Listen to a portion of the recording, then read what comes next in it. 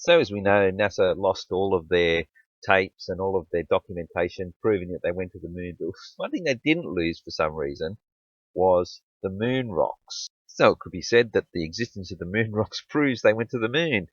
Well, that's not quite the case because nothing's really straightforward with these moon rocks. Now, the confusion starts with how much they've actually got. Now, according to this article, the Office of the Inspector General, this is a government official, there are 26,000 samples NASA has on loan.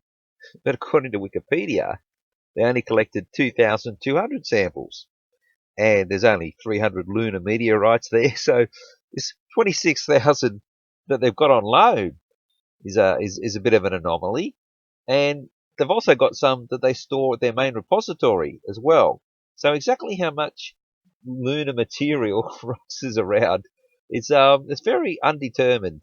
Now there's also the Goodwill moon rocks, and now 185 of them were made. It looks like given to 50 states and 135 foreign heads of states. I would assume that that's Australia. Now they were encased in a acrylic sphere, so you can't actually get a look at it or do an examination of it. But it's a moon rock, and it's got your little flag on it. And here's the Honduran one that was presented to them, and I assume Australia would have one with the Australian flag. Or no one's ever talked about it or said where it is, but we helped with the moon landing, so I'd assume Australia would have managed to have gotten one. And unfortunately, many of the presentation moon rocks are now unaccounted for, having been stolen or lost. I had a bit of a look into that. They have found some of them.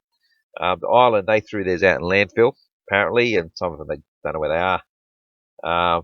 Something that would be so treasured, you would think, would be, under lock and key, looked after somewhere, but people would just steal it of left, right, and centre. So a lot of them are unaccounted for.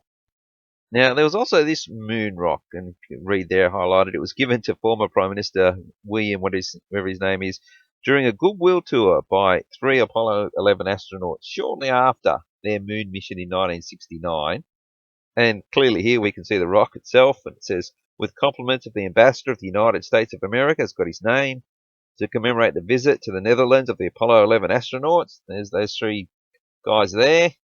And they put it on display as being moon rock, and no one from any other nations or NASA or anyone said, "Oh no, look, that's not a moon rock," when it went on display, and when this guy had it.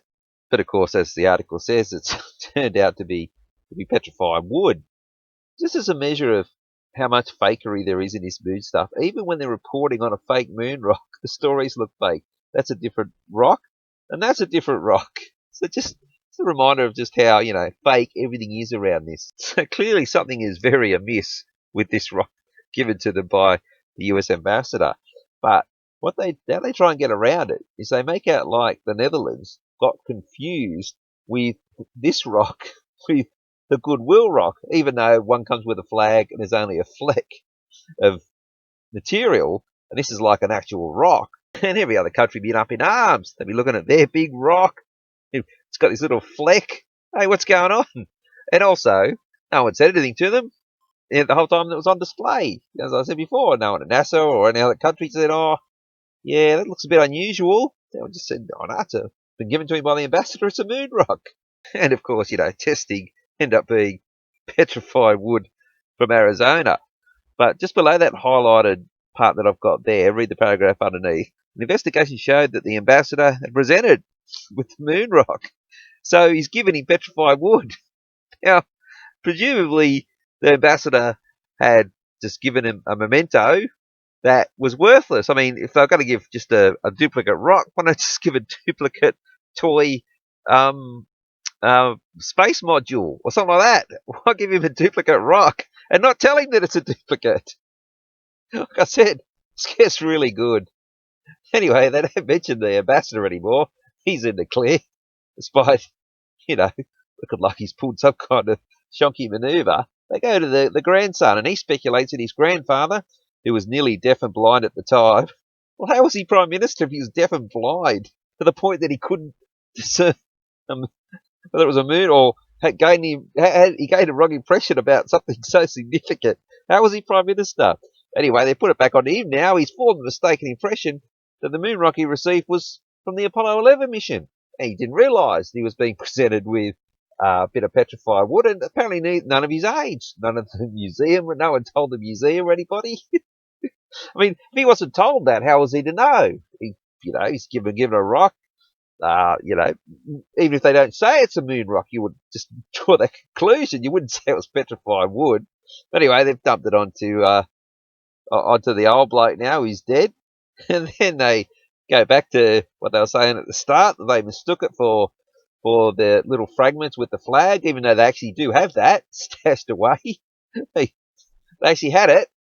So how could they mistake it? Well, say, oh, well, we didn't get it. No, we did get it. Here it is.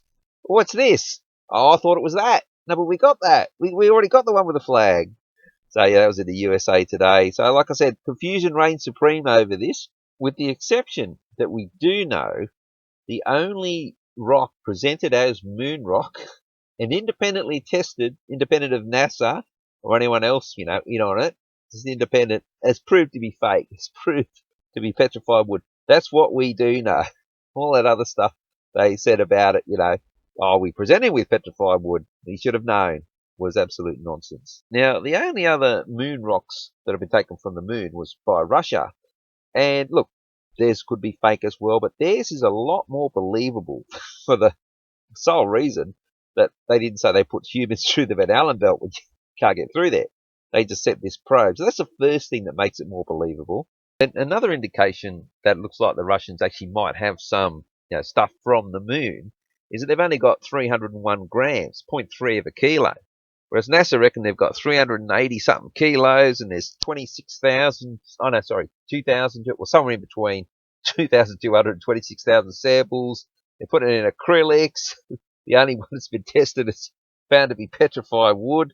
But the Russians only had 300 grams. And what they did was they gave 0.2 of a gram of their 300 grams, which sounds believable because not very much, to the widow of supposedly one of their space engineer heroes that made the whole thing possible. And what she did, obviously needed the cash. In 1993, she auctioned it off at Sotheby's. And then the person that bought it has again auctioned it off in 2018 for $800,000. And it's titled "The Only Known Documented Samples of Moon Available for Private Ownership." But of course, this could still be fake and be a big swindle. Those Russian oligarchs have been known to pull a swifty here and there, the Russian mafia. But at least there's, obviously some fake paintings have gone through Sotheby's. They've all been caught out quite a few times, so it could be fake. But there's at least a chance that it's real. That's what the person who bought it is banking on, because there's no way anyone would pay 800 and something thousand bucks for if NASA tried to auction off one of its fragments, 0.2 of a gram of the 382 kilos, just to make a spare buck. Well, why don't they? The reason they don't is because it is a legal transaction and they don't want any scrutiny at all. Whereas at least the Russians are, going to put themselves under some scrutiny with her, auctioning this off. And it's now been released out of the Russians' hands. Whoever's got it now can do whatever they like with it, obviously. But that still doesn't mean that the fact that it's enclosed in glass and you can't do an actual scrutiny of it before you bought it. Could do it now, I guess, and maybe try and get your money back. But, like I said, there's fragments that have come off the moon and landed on Earth from meteorite strikes. So how would you tell the difference? Unless, you have to just trust that the Russians, say they did what they did. But at least they back up if you look at their Wikipedia page for that Lunar 16 mission, all that they state all their mathematics and all their angle of incidences and that. So mathematically, it is possible.